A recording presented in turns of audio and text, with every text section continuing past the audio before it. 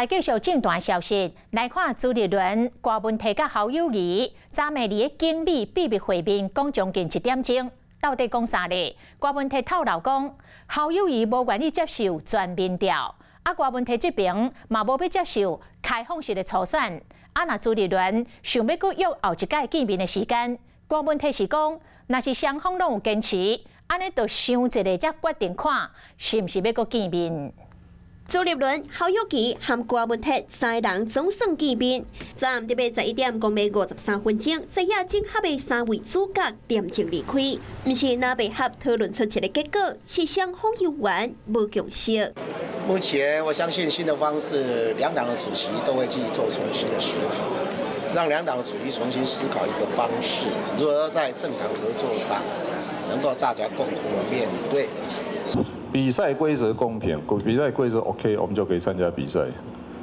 那你说你不能先把人家框在上面，那说我们再来讨论比赛方式。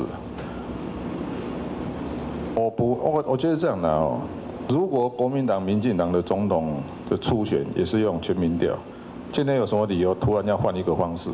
三人闭会消息被公布，一开始是经伫新店的建国路巷仔内，后来消息漏泄，引起到郭文摕的不满，才临时改地点，换去到伫景美的这间钢铁公司。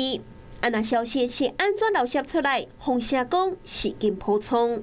你们想太多了啦，这跟执行长完全无关系啦，甚至我都没有跟技术长讲哪一个地点呢。 对，我只告诉时间，我没有讲地点啊，所以大家不要老是很多事情都赖到我们经济去。再讲无爱密实协商，郭文摕随风掠包，加朱立伦和侯友宜半暝开讲，郭文摕决定未坦白面对。朱立伦主席是有约说下一次见面的时间啊，我是跟他讲说，如果大家双方都有坚持，也没有办法，你等你想出来以后跟我们讲，再决定要不要见面好了。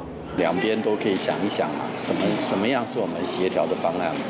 那我们也会参照一些国外的一些经验、过去的经验嘛，大家就是堆叠善意，然后减少疑虑嘛。国民党提供地点未讲合作，朱立伦是继续主动表示善意，将球弹登去给郭文摕。那被合的密会场无结果，只有继续拖落去。 Hello， 我是蒋欣梅。想要抢先掌握最及时的新闻资讯吗？赶快订阅、按赞、开启小铃铛，锁定华视新闻 YouTube 频道。